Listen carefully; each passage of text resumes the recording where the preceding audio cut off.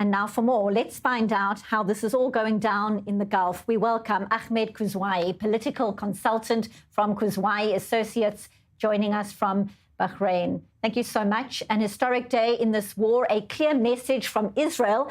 Your reaction to these strikes on Hamas leaders as they met in Doha in recent hours, and how is this being received right now across the Gulf?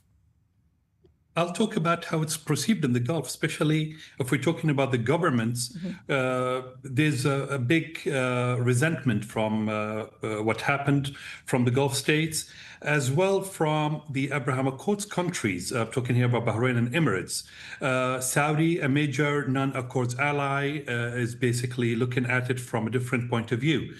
How the people are reacting to the whole matter is basically with the notion that says, we told you so, that we can't go closer to Israel, which in other words makes it harder for the Abraham Accords to go forward, especially after the United Arab Emirates statement last week in response to the expansion in the West Bank, as well as the Saudi position on whether it was going forward with the Accords or not. This puts Israel in a tough situation with its allies in the Gulf.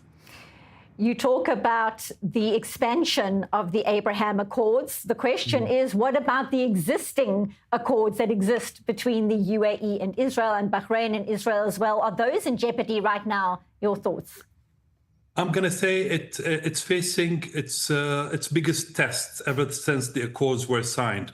It's not easy to retract from treaties, but it's not impossible at the same time.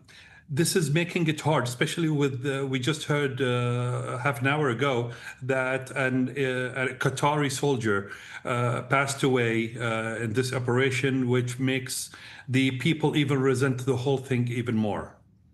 It certainly is raising many questions as well about what this all means across the region in terms of stability across the Middle East. We also know that obviously, given what has happened in recent hours, that Qatar is suspending its so-called mediation efforts following those strikes targeting Hamas leaders.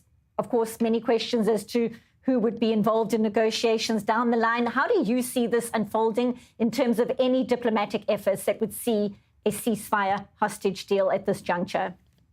It certainly makes it more difficult because if we're talking about possible countries that maybe were supposed to pick up where Qatar left, if we're talking about Jordan, Emirates and Saudi, the three countries do not tolerate the Muslim Brotherhood, which Hamas are a part of, which makes it very difficult for the talks to go forward from there. That's on one part.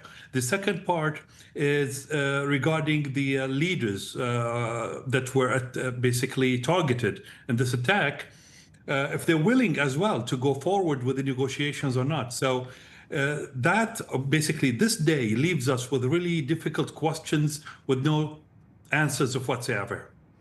Very difficult questions indeed. The whole region watching. Ahmed Khuzaie, political consultant, live from Bahrain. Thank you as always.